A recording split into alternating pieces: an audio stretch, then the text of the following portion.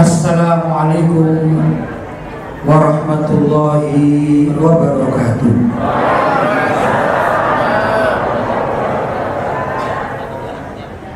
Alhamdulillah, wassalatu wassalamu ala rasulillah Sayyidina Muhammad ibn Abdillah wa ala alihi wa sahbihi wa man wala wa la hawla wa la quwwata illa billah, amma ba'd. Hadratul mukarramin, ma'asyiral ulama al-fudula, ma'asyiral asatidzah al-kurama, bapak-bapak hadirin dan ibu-ibu hadirat yang dirahmati oleh Allah, terlebih para aktivis dan pengurus Forsidai Kecamatan Percut Saituan, dan juga para takmir Masjid Al-Firdaus Bandar Klippa, Medan apa Indonesia? Medan apa Indonesia? Medan masih Indonesia ya? Belum merdeka ya? Sayang. Medan ya? Medan apa tadi katanya? Tembung. Jadi ada yang bukan tembung, Medan apa gitu? Ropo apa gitu? Yang pinggiran itu. Metro. Medan Troto. Ya wes itulah sudah.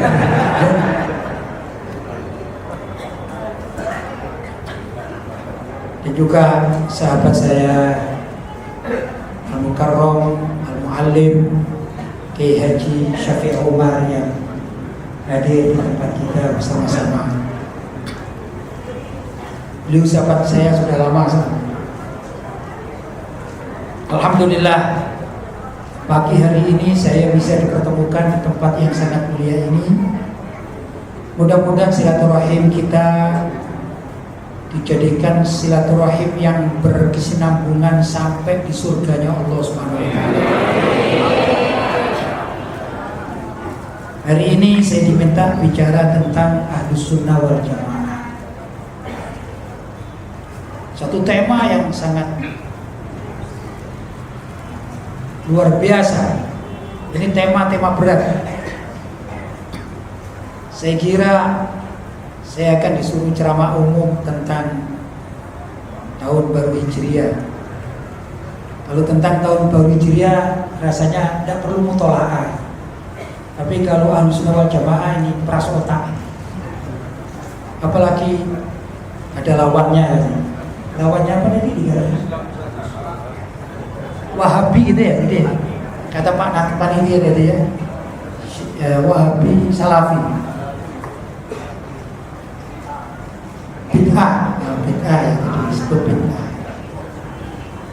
Jadi mau tidak mau juga saya harus memeras otak bagaimana bisa memahamkan di sini. Saya dengar juga banyak, alhamdulillah, sahabat-sahabat saya, saudara-saudara saya dari pengurus NU yang hadir. Saya juga pengurus NU di kecamatan saya sebagai salah satu wakil Rois Surya MWJ NU di kecamatan saya, Singosari. Tapi juga saya melihat banyak saudara-saudara saya di sini dari kalangan berbagai macam ya. Ada yang sudah bapak-bapak, ada yang sepuh, ada yang juga masih kelihatan remaja. Tapi juga ada ibu-ibu. Saya yakin ibu-ibu juga ada yang aktif muslimah. Tapi ada yang ibu-ibu rumah tangga. Jadi analisa saya yang hadir ini dari berbagai macam kalangan. Betul ya? Itulah yang menyulitkan saya, Pak. Justru itu yang menyulitkan saya. Saya pernah diundang oleh Kiai Syafi'i Umar di kampus beliau, walaupun ada remaja putri, tapi mereka ini sudah dididik Ahlussunnah wal Jamaah. Jadi kalau saya menukik bab Ahlussunnah wal Jamaah, mereka paham gitu. Sekarang susah, ini ada ibu-ibu. Kalau terlalu nukik, nanti saya harus mengulas 2-3 kali. Mungkin lebih enak Bu, kalau bicara harga bawang berapa Bu? Naik apa tidak? Ini tidak usah mikir ibu-ibu. Betul ya? Tapi ya perkenankan saya menyampaikan apa yang bisa saya sampaikan. Bila mana nanti ada kekurangan-kekurangan, itulah saya, banyak kekurangannya. Apabila ada sesuatu yang manfaat, mudah-mudahan berkat guru-guru kita. Di sana ada foto guru saya yang tercinta, Abu Yasin Muhammad bin Ali Al-Maliki. Mudah-mudahan kita semua dianggap oleh beliau sebagai murid-murid beliau, jamaah beliau, pecinta beliau, dan mudah-mudahan beliau kelak bersedia mengajak kita, membimbing kita, ya, menuntun kita berjumpa dengan Nabi Muhammad SAW. Bapak-bapak dan ibu-ibu, bicara tentang Ahlussunnah wal Jamaah terkait dengan kaum Mujassimah. Bu, ngerti Mujassimah?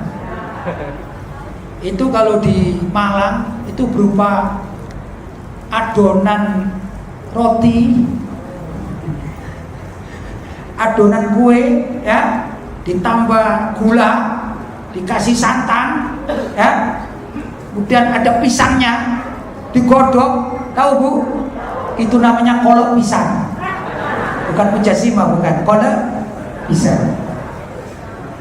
Nah, bapak-bapak dan ibu-ibu, kita akan bicara terkait dengan satu aliran Ahlussunnah wal Jamaah yang dianut oleh umat Islam seluruh dunia mayoritasnya. Dan saat ini saya diminta untuk berbicara apa bedanya dengan kelompok Mujassimah. Ini yang saya katakan, para ulama, para kiai, tuan guru yang susah ya. Ini yang hadir dari berbagai macam kalangan. Saya bicara Mujassimah dikira kolok pisang, ya kan? Mujassimah itu adalah kelompok di luar Ahlussunnah wal Jamaah. Kelompok Mujassimah adalah kelompok yang menisbatkan tubuh, anggota badan. Tahu anggota badan? Ini apa namanya? Tangan. Ya. Kalau ini ibu jari, jempol, ya kan? Kalau yang saya pakai kaca ini apa namanya? Mata. Nah, ini namanya anggota tubuh, anggota badan. Kelompok Mujassimah, jisim, dari kalimat jisim. Jisim itu dari bahasa Arab artinya badan, tubuh atau badan. Kelompok Mujassimah adalah kelompok yang meyakini bahwa Tuhan itu berjisim. Dan Tuhan berjisim. Contoh Tuhan berjisim, saya tidak bicara Allah di sini ya. Tuhan dalam artian secara umum. Tuhan berjisim itu contohnya patung, namanya Tuhan berjisim, disembah, ya. Oleh siapa? Ya oleh pengikut patungnya. Maka patung itu dianggap Tuhan berjisim. Maka para penyembah patung namanya kelompok Mujassimah. Jelas ya? Alhamdulillah. Kelompok Mujassimah tahu Bu? Beda enggak sama kolak? Kolak pisang beda? Hampir sama. Loh kenapa? Kolak juga ada badannya, enak dimakan ya. Ada tubuhnya, ada barangnya. Namanya kalau bahasa kerennya ada materinya. Jadi kelompok Mujassimah meyakini bahwa Tuhan itu berbentuk materi. Materi itu benda. Masjid kita ini namanya masjid yang berjisim. Jelas? Masjid yang ada materinya, masjid yang ada wujudnya ini. Ada atap, ada tiang, ada lantai. Itu namanya jisim. Tapi jisim berbentuk bangunan masjid. Jelas ya? Ahlus sunnah wal jamaah meyakini bahwa yang disebut Tuhan atau yang dituhankan oleh Ahlus sunnah wal jamaah itu adalah Tuhan yang tidak berjisim. Jelas? Ya, Tuhan yang tidak berjisim. Kenapa? Karena jisim atau tubuh itu adalah makhluk. Jelas? Apa ini? Bangunan masjid ini adalah makhluk. Tangan saya adalah makhluk. Bapak-bapak, ibu-ibu di sini adalah materi. Sedangkan Tuhan dalam konsep Ahlus sunnah wal jamaah itu bukan makhluk, tapi pencipta makhluk. Dan jisim itu sendiri adalah makhluk. Paham Bu ya? Siapa Tuhan Ahlus sunnah wal jamaah? Namanya Allah subhanahu wa ta'ala. Itu keyakinan kita. Dan Allah bukan makhluk. Allah adalah Khaliq, pencipta. Al-Khaliq berbeda dengan makhluk. Pencipta itu berbeda dengan barang ciptaannya.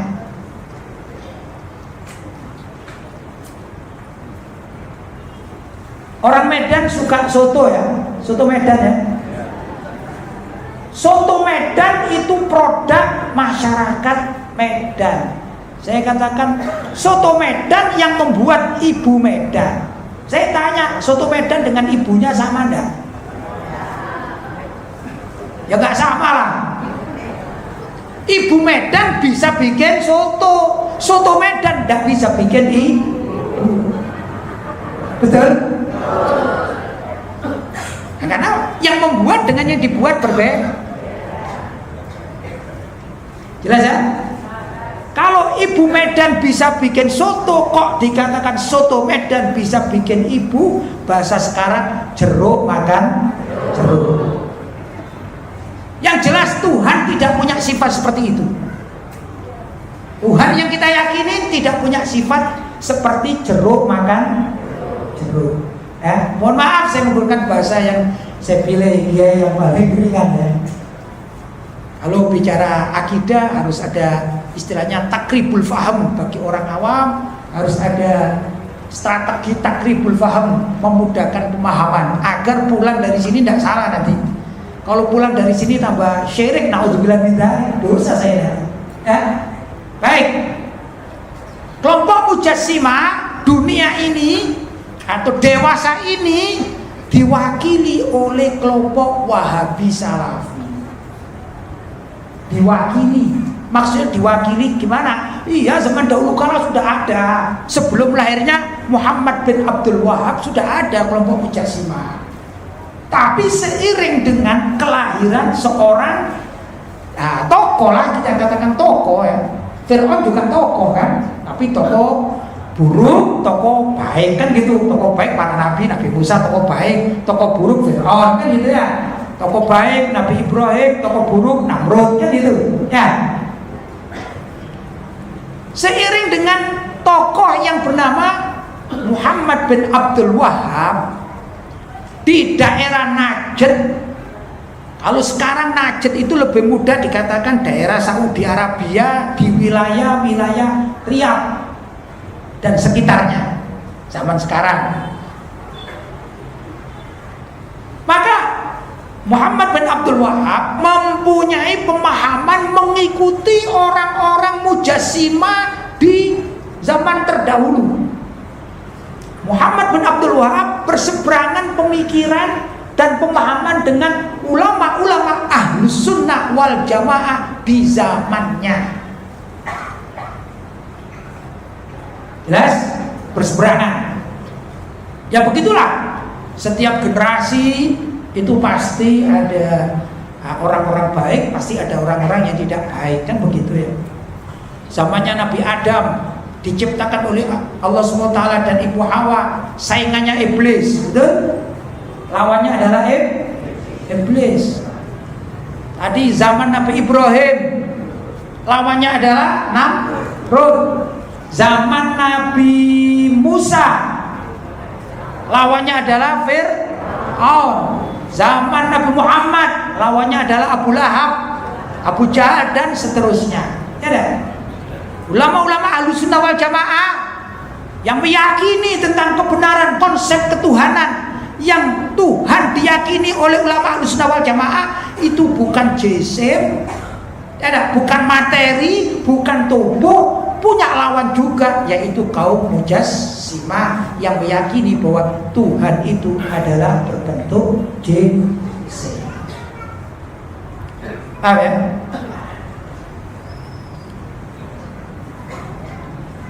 Orang-orang yang mengikuti pemahaman Muhammad bin Abdul Wahhab oleh para ulama Ahlussunnah wal Jamaah dijuluki sebagai penganut Wahabi.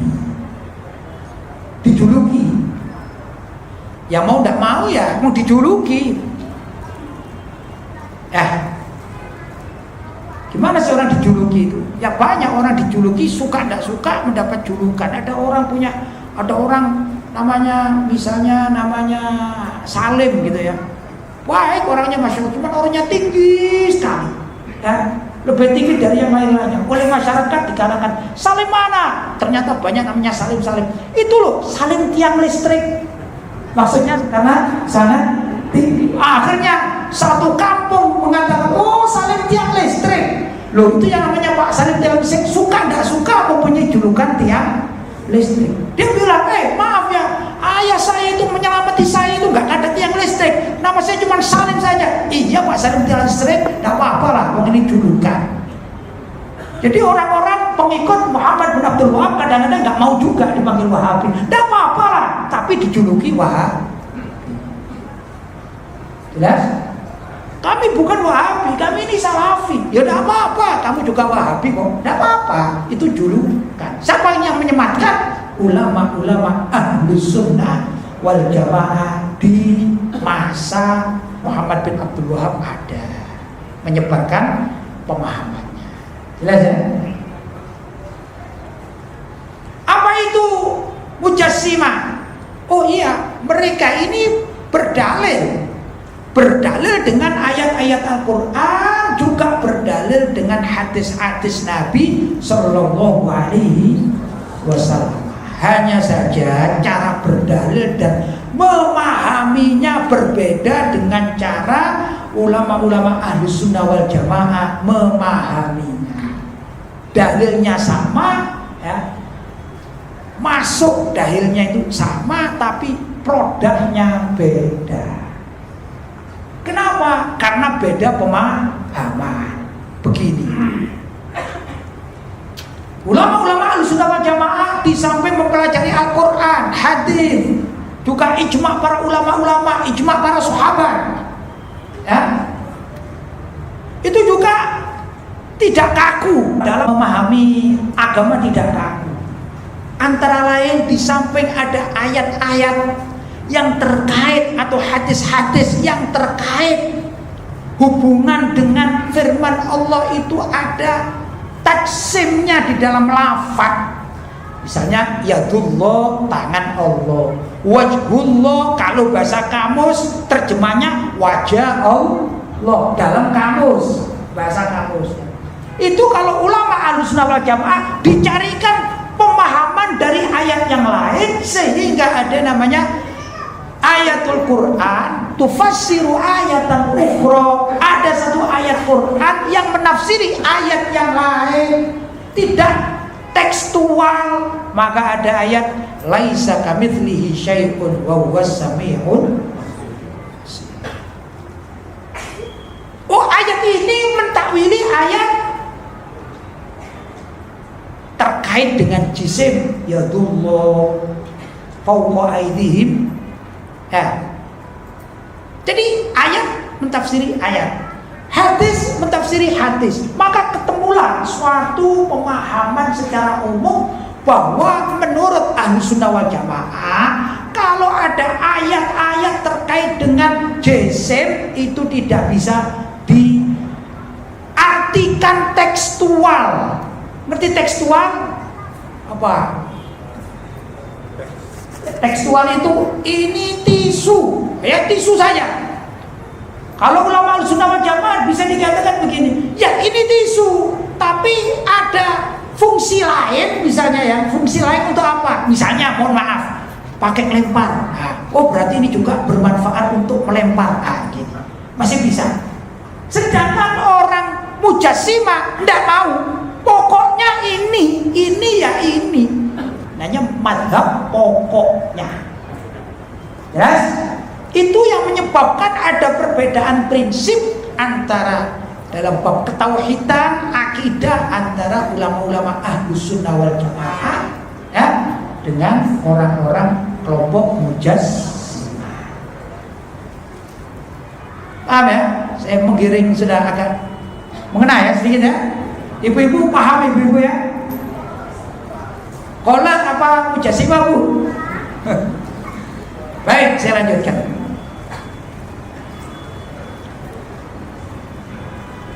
Orang-orang Mujassimah, orang-orang Wahabi, orang-orang Salafi itu mintanya apa yang ada di dalam teks, maka itulah keyakinannya.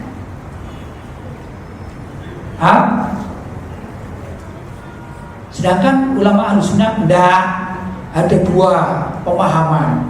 Ada namanya tafwid. Tafwid itu pasrah kepada Allah SWT. Ya, apapun yang dimaksud oleh Al-Quran ya sudah itu.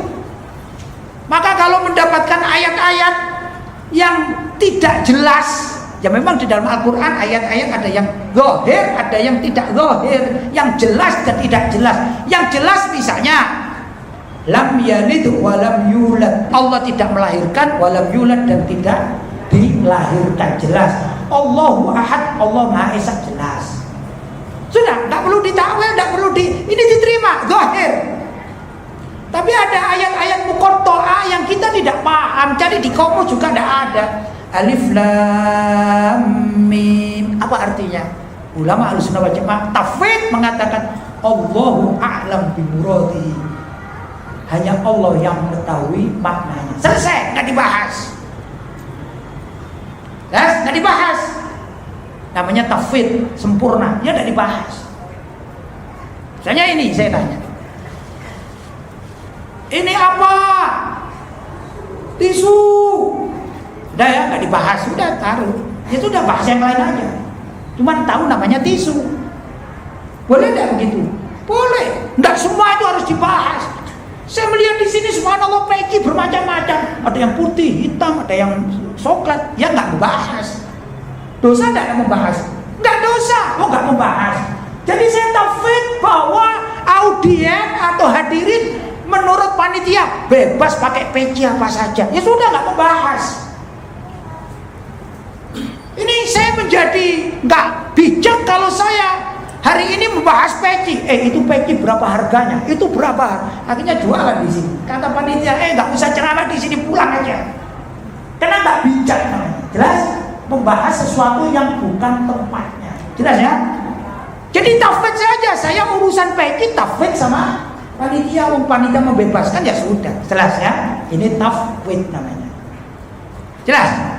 Ada ayat-ayat berkaitan dengan ainullah, wajhullah. Ainullah itu dalam bahasa kamus mata Allah, wajhu itu wajah Allah dalam kamus, bahasa kamus. Nggak dibahas karena tafwid. Nggak ditanya gimana loh, katanya tafwid, ya usah gimana. Jelas namanya tafwid. Paham? Orang-orang Salafi mengatakan tafwid, kami juga sempurna, kami beriman, tapi membahas wajhullah itu ya wajah Allah, yadullah ya tangan Allah, rijulullah ya kaki Allah. Ini namanya tidak tafwid. Wong disuruh pasrah kok tidak pasrah. Ini letak kesalahan. Akhirnya yang namanya tidak tafwid setengah-setengah, ya dah. Makanya dengan berargumentasi ini dan ini menyifati Allah seperti makhluk. Paham? Timbullah di kalangan mereka pertanyaan-pertanyaan yang menurut ulama Ahlussunnah wal Jamaah terdahulu wasu'aluhu bid'atun. Ini min ahli tafwid Ahlussunnah wal Jamaah mengatakan wasu'aluhu bid'atun. Soal menyoal suatu pertanyaan, soalnya saja bid'ah. Apa itu? Aina Allah, di mana Allah? Itu menurut ulama Ahlussunnah wal Jamaah min ahli tafwid, pertanyaannya bid'ah. Sesat. Ya, kenapa ulama Ahlussunnah wal Jamaah mengatakan gitu? Iya, karena tafwidnya tafwid tam, sempurna. Nah, itu sudah akan dibahas. Ini ulama-ulama Ahlussunnah wal Jamaah. Lah sekarang muncul orang-orang Mujassimah ini muncul. Ya, biasanya diwakili oleh kelompok-kelompok Salafi Wahabi. Ada ini yang rajin buka Google, rajin buka YouTube, klik saja di mana Allah, muncul jawaban. Allah sedang di langit, Allah sedang di sorga, Allah sekarang sedang duduk di mana? Di kursi. Kursinya di mana? Di arsy. Allah duduk ya? Iya, sedang duduk. Karena itu ada ayat kursi, ada duduk. Kata orang-orang Mujas, paham ya? Ini perbedaan. Ahlussunnah wal Jamaah yang ahli tauhid ya nggak dibahas. Tauhid gimana? Ya, Allah a'lam bimuradihi. Allah yang paham tentang ayat-ayat tersebut. Sudah, kita nggak berbicara. Tapi ada juga ulama Ahlussunnah wal Jamaah min ahli takwil. Boleh ditakwili, boleh. Loh, kenapa? Imam Bukhari radhiyallahu ta'ala anhu perawi hadis yang orang-orang setiap umat ini bisa meriwayatkan hadis, bicara tentang hadis. Seperti kelompok-kelompok Salafi Wahabi ini kan sukanya, ayo kita kembali pada Al-Quran dan hadis. Saya tanya, hadisnya Imam Bukhari kamu terima enggak? Terima, hadisnya terima ya. Kalau pendapatnya, wah nanti dulu. Loh, hadisnya diterima kok, pendapatnya nggak diterima, gimana sih kamu? Kalau Ahlussunnah wal Jamaah, alhamdulillah Imam Bukhari adalah imam kita. Hadisnya kita terima. Orangnya muktamad, orangnya terpercaya. Dunia Islam mempercayainya. Ternyata Imam Bukhari juga mentakwil. Mentakwil apa? Ayat-ayat Al-Quran antara lain. Ini ingin saya sampaikan.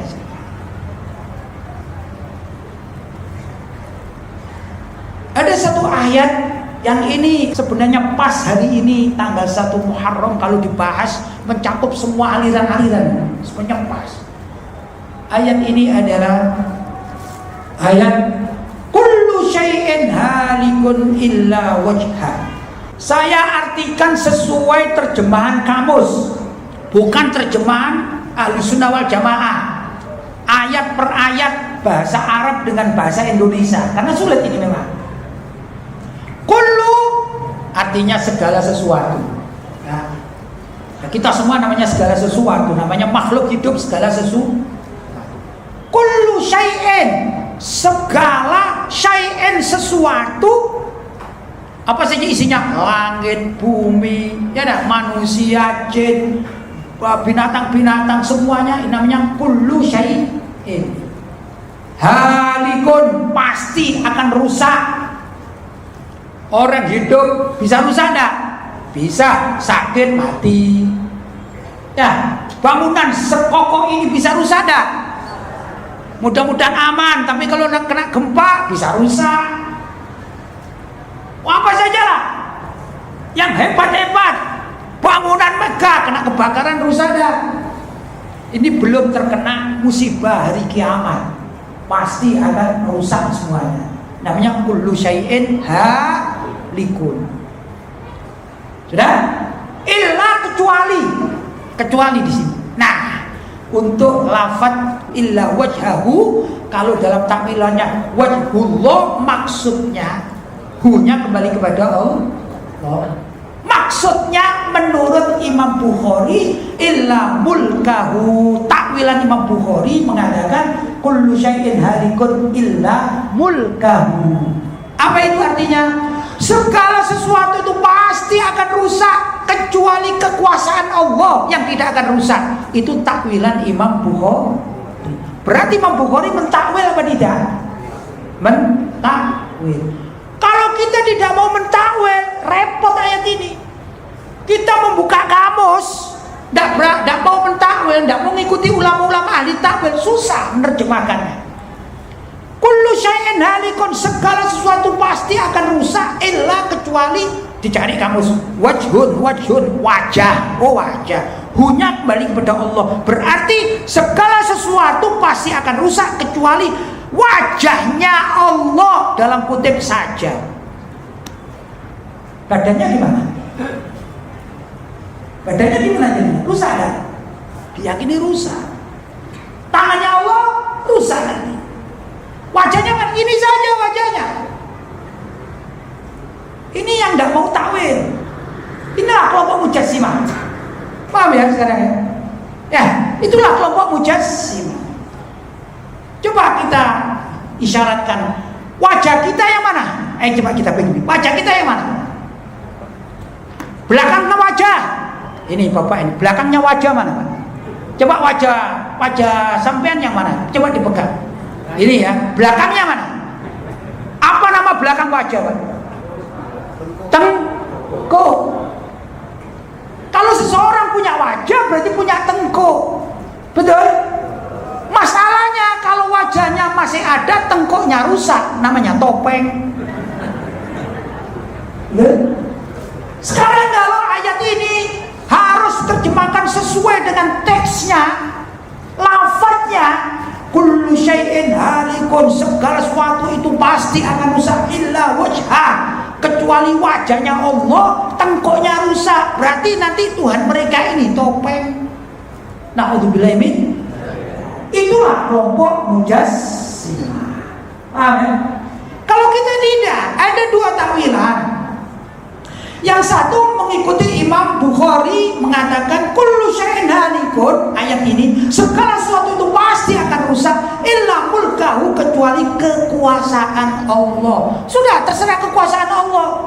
Kekuasaan Allah terhadap surga mau dilestarikan lestari, diabadikan abadi, mau dihancurkan juga terserah kekuasaan Allah.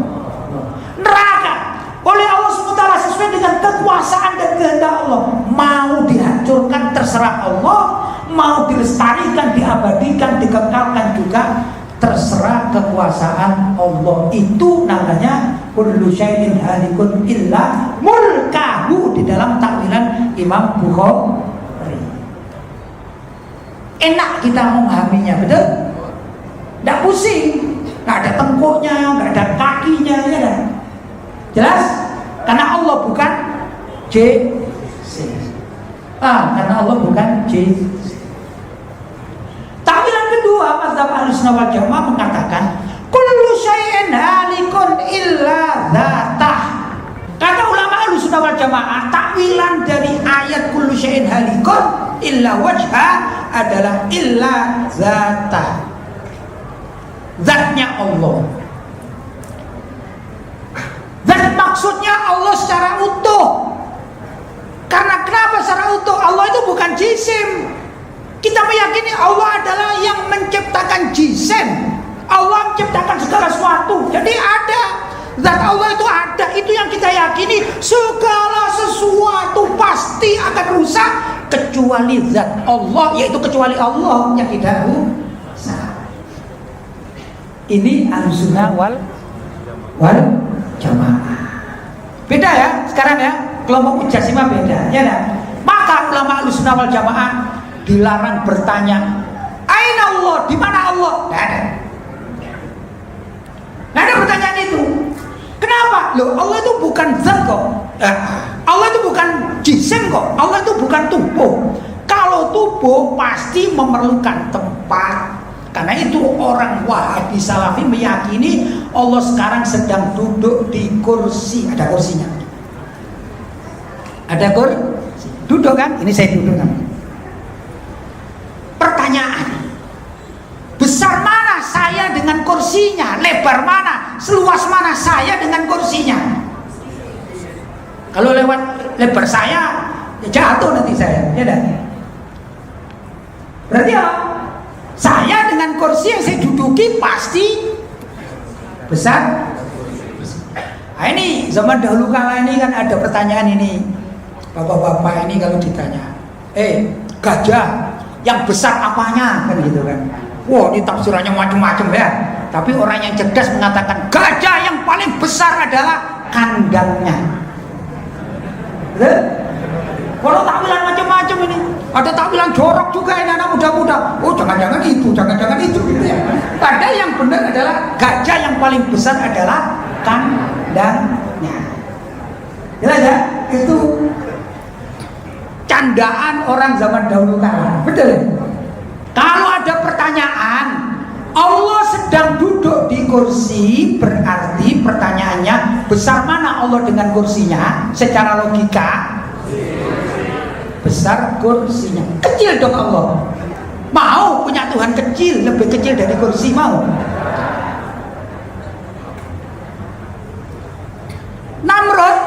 Namrud punya Tuhan.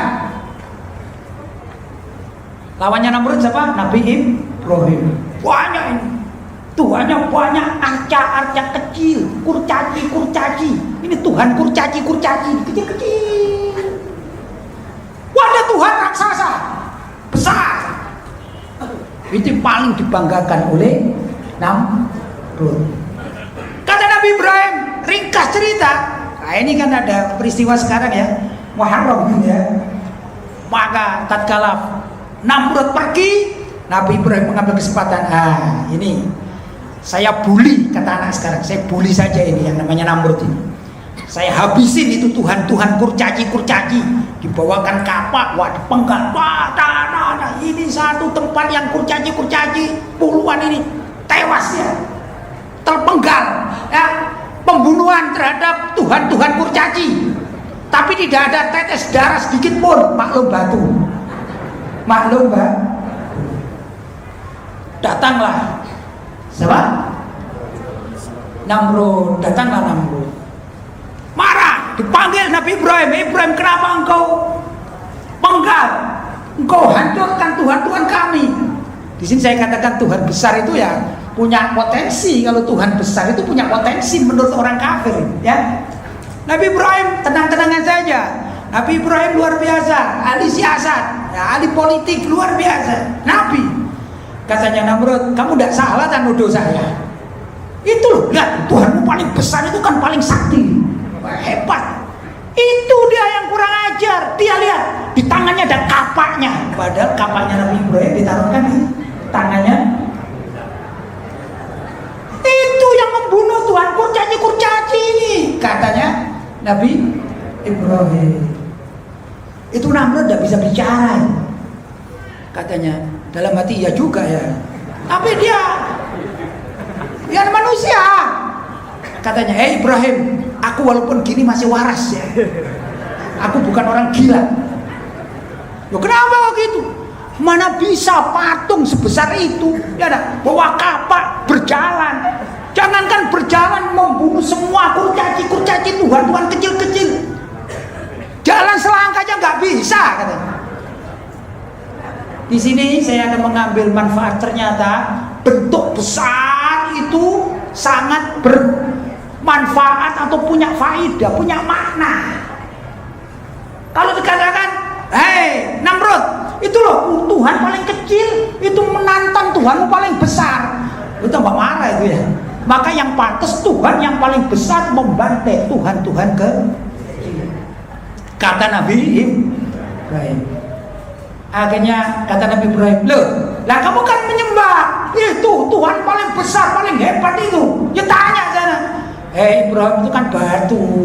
Masa saya tanya sama batu, saya juga ya waras ini ya. Saya juga sembuh ini otak saya enggak koslet kan gitu. Maka dikatakan Nabi Ibrahim, lah iya, batu sebesar itu tidak bisa berbuat apa-apa kok kamu sembah. Ini diplomasinya Nabi Ibrahim. Kembali kepada takwilan tadi, kalau Allah duduk di kursi, sedangkan kursi itu lebih besar daripada Allah menurut konsep pemahaman apa? Mujassimah berarti Allah itu kecil. Nah kalau Allah kecil ngapain disembah? Kan begitu, ya kan? Nanti didatangi Tuhan yang lebih besar seperti ini, diyakini dibatin yang lebih besar. Karena itu adanya umat Islam, subhanallah, dikatakan Allahu Akbar, Allahu Akbar.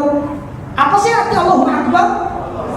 Allah Al-Akbar itu sesuatu yang paling besar, maha besar.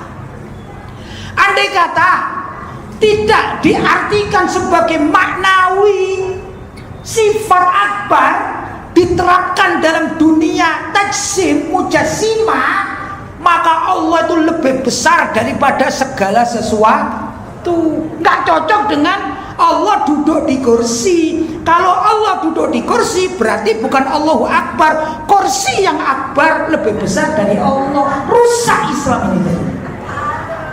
Betul? Paham Bu?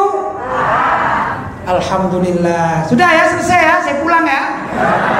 Karena sudah paham. Maklum Syafi'i, saya harus ngutang mereka ini ya. Harus pelan-pelan begini, nggak bisa ya. Iya, yang penting saya senang mengaji itu paham. Mungkin kalau Maklum Syafi'i ini suka baca kitab, ini dalilnya imam ini, imam ini. Saya repot ini bawa kitab, repot juga ke sini ya. Jadi saya senang karena ibu-ibu sudah paham. Ibu-ibu paham ya?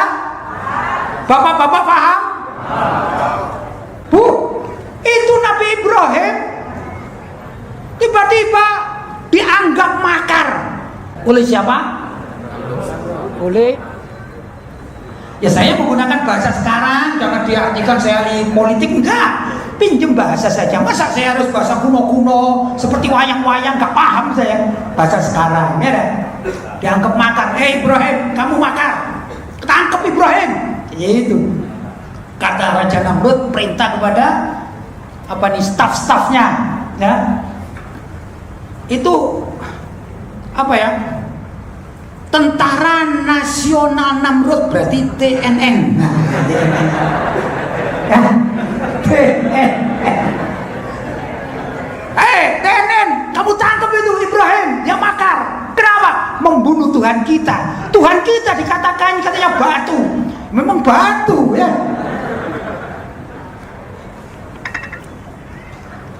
Subhanallah. Marah sama Namrud. Perintah kepada siapa? TNN tadi itu mengumpulkan kayu bakar. Kumpulkan kayu bakar, dinyalakan besar seperti api unggun, tapi kayak rumah kebakaran lah. Bukan rumah saja, seperti hutan kebakaran. Sini ada hutan? Tidak ada. Kalimantan Timur tempatnya hutan. Ya, itu kalau kebakaran bahaya. Kalau kebakaran bahaya ya. Orang Medan mau nggak pindah ke sana? Oh, nggak mau, ya sudah di sini aja lah. Ya. Nanti saya kalau ke sana nggak ke Medan namanya ya, repot nanti. Maaf ini guru ya, biar nggak ngantuk. Bapak-bapak, ibu-ibu ngantuk? Saya yang ngantuk. Setelah dinyalakan api yang menyala-nyala besar, Nabi Ibrahim ditangkap. Nabi Ibrahim ditangkap. Kata Namrud, kamu ini ketua oposisi ya? Itu kata Namrud. Kata Namrud, itu kamu sudah ketahuan menyembelih Tuhan-Tuhan kami, pasti kamu ketua radikal. Kata Namrud, dipekan, dimasukkan di apa? Penjara. Tidak ada penjara waktu itu, tidak ada, belum musim. Di sana belum musim penjara, masih musim durian. Ya, zaman itu masih musim durian. Pekan Nabi Ibrahim sebagai tokoh oposisi, kaum radikal, ketua-ketua teroris, katanya siapa? Namrud. Pekan dimasukkan di api, dibakar Pak. Subhanallah, Nabi Ibrahim itu julukannya Khalilullah, kekasih Allah. Kekasih Allah. Namanya Nabi, kecintaan Allah dibela oleh Allah. Allah perintah Aneh perintahnya ini. Bukan perintah pada Namrud, bukan perintah pada Nabi Ibrahim, perintah pada api. Ya naru kuni bardan wasalaman ala Ibrahim. Hai api yang menyala-nyala, kuni jadilah engkau bardan, api yang dingin, wasalaman, dan bisa menyelamatkan ala Ibrahim, terhadap Nabi Ibrahim.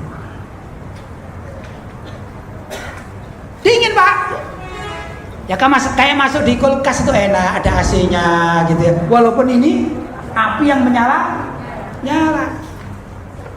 Andai kata tidak panas Pak, panas api itu. Saya aja di sini kepanasan kok, apalagi di tengah api.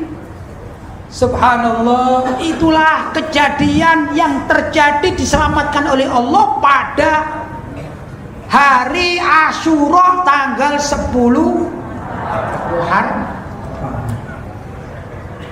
Benda Pak, guru saja saya. Jadi kalau saya tekan dikatakan wah penceramaannya didatangkan kok marah-marah saja.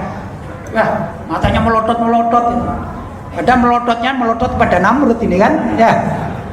Baik saya lanjutkan. Nah kembali lagi, sesuatu yang besar dalam konsep ketuhanan menurut non ahli sunnah wal jamaah, sesuatu yang besar itu berpengaruh, yang kecil kurang pengaruh menurut non ahli sunnah wal jamaah. Siapa non ahli sunnah wal jamaah?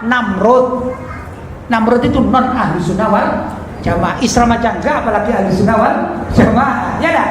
Orang kafir itu bukan ahli sunnah wal jamaah. Jadi kalau ada raja, kalau ada Tuhan mereka yang terbesar dianggap berpengaruh. Lah ini Tuhan yang menciptakan seluruh makhluk, namanya Allah, dikatakan duduk di kursi lebih kecil daripada kursinya, namanya penghinaan kepada Allah. Ini perlu ditangkap pasal penghinaan.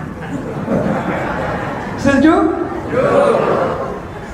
Pasal penghinaan kepada Tuhannya umat Islam dikatakan kecil, lebih kecil daripada kursi. Naudzubillah min. Umat Islam bagaimana? Enggak. Kursi itu ayat-ayat memang milik Allah. Allah menciptakan kursi, Allah menciptakan arsy, Allah menciptakan surga, Allah menciptakan neraka, Allah menciptakan malaikat sesuai dengan keinginan Allah. Kita meyakini semua itu ada, tapi tidak bertanya kaifa, bagaimana.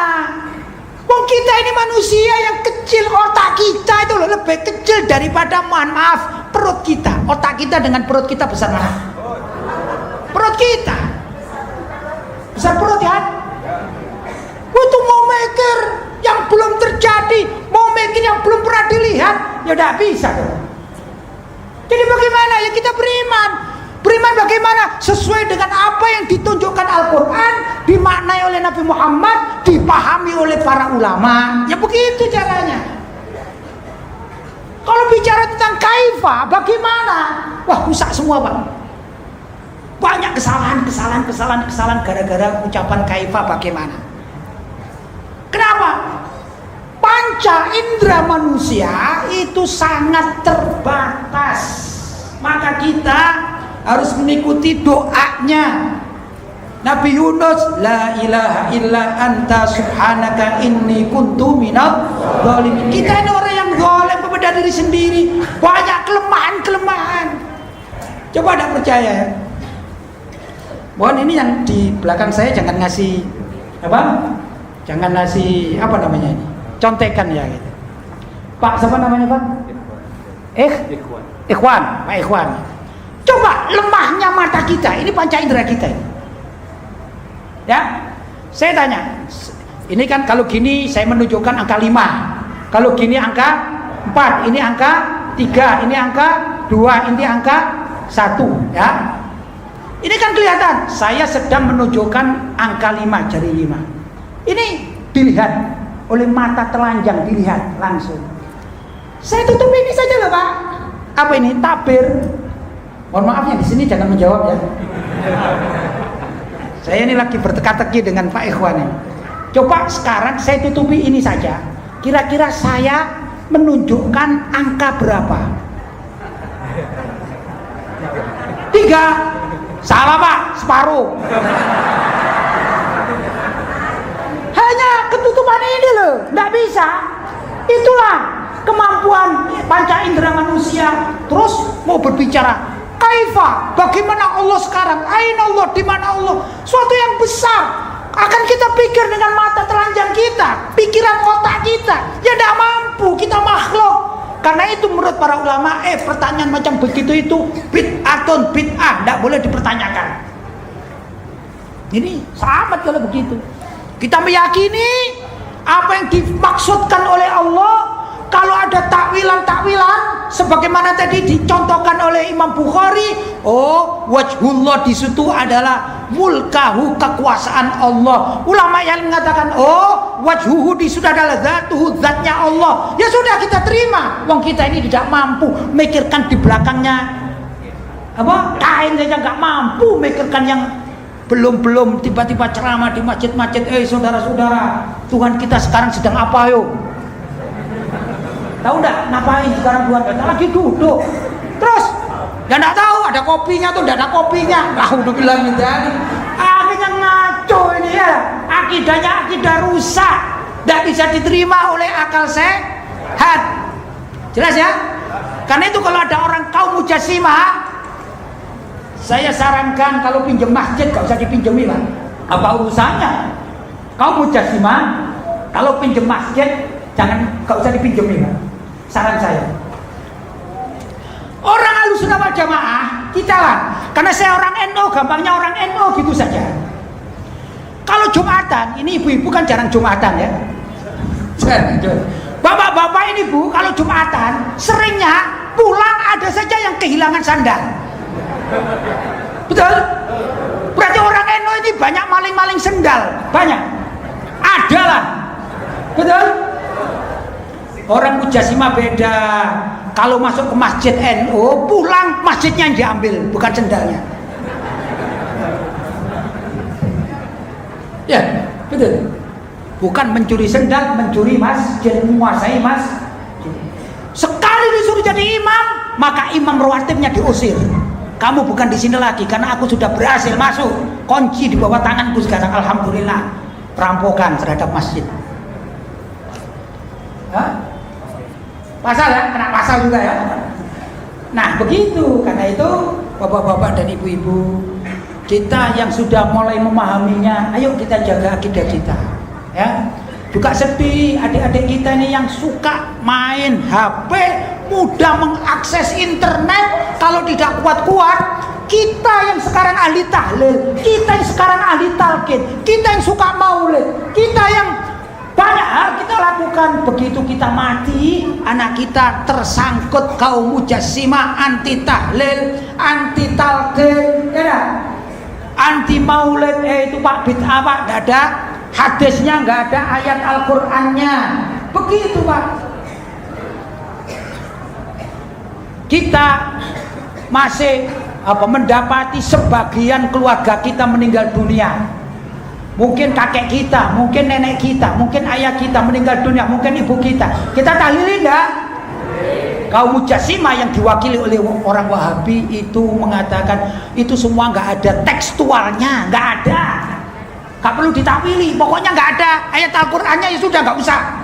Kata mereka, akhirnya kita mati nggak ada yang tahlili. Naudzubillah min. Itu kalau tadi saya tadi bicara tentang akidah, satu saja saya selipkan. Jam berapa ini? Sampai jam berapa tadi?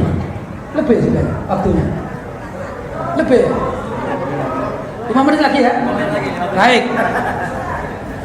Wah, saya dituduh nanti kena pasal korupsi saya. Korupsi waktu. Satu masalah saya terangkan. Orang tahlilan itu apakah ada dalilnya? Ada. Hanya kadang-kadang orang Islam, khususnya Ahlussunnah wal Jamaah, malas mencari dalilnya. Begitu katakan, kamu tahlilan gak usah lah karena gak ada dalilnya. Ya sudah, gak usah tahlilan. Ya itu, orang Islam zaman sekarang Ahlussunnah wal Jamaah bimbang. Padahal Nabi itu perintah. Dalam riwayat Imam Abu Dawud dikatakan, Nabi bersabda, Iqra'u Yasin ala mautakum. Bacakan surat Yasin untuk mayit kalian. Berarti baca surat Yasin boleh enggak untuk mayit? Perintah Nabi Muhammad SAW. Nambah dikit boleh enggak? Misalnya surat Yasin ditambah qul huwallahu ahad, boleh apa enggak? Kok pelit amat kalau enggak boleh? Mau nambah surat aja enggak boleh. Ya enggak? Tambah sedikit qul huwallahu ahad. Boleh enggak nambah lagi? Ditambah la ilaha illallah lah. Boleh apa enggak? Boleh. Allah itu maha kuasa, Allah maha rahmah, Allah maha menerima amal-amal yang baik. Baca surat Yasin baik apa enggak? Baca la ilaha illallah baik apa enggak? Baca takbir baik apa enggak? Gimana kalau kita tambah Iqra'u Yasin ala mautakum, bacalah surat Yasin untuk mayat kalian. Kalau sudah, mbok ya ditambahi baca tahlil, baca takbir, baca tahmid. Masa haram? Ya ada. Pertanyaannya, orang tahlilan biasanya kita diawali apa? Baca Yasin. Untuk mayat enggak? Siapa sih yang dinamakan mayat? Mayat itu setiap orang yang sudah dicabut nyawanya, betul? Mau waktu dicabut sudah namanya mayat.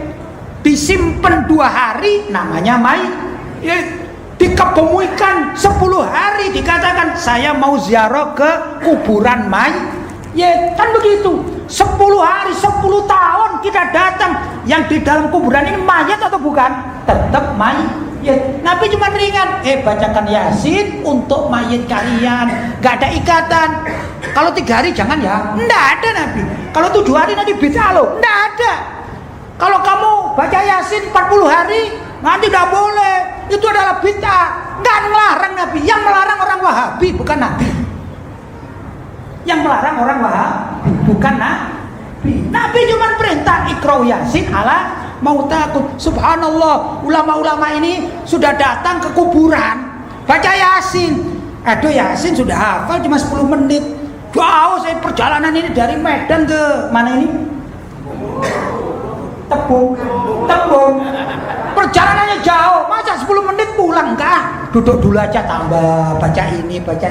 Masa tidak boleh? Itulah ulama Ahlussunnah wal Jamaah yang bijaksana, memperbolehkan tambah. Ditambah lagi, ngundang masyarakat, ayo baca Yasin di rumah saya. Yasin cuma berapa menit, 7 menit selesai, masa suruh pulang?